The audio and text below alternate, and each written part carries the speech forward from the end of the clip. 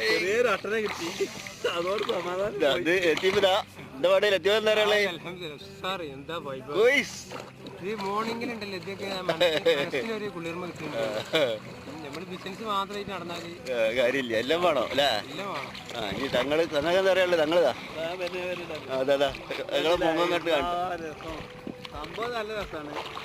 ചെറിയ ഉള്ളിൽ ചെറിയൊരു പേടി ഉണ്ടെങ്കിലും നിങ്ങളെ മുഖം കാണില്ല. വൈബാണ്. ഞാൻ ഇങ്ങോട്ട് വരാം.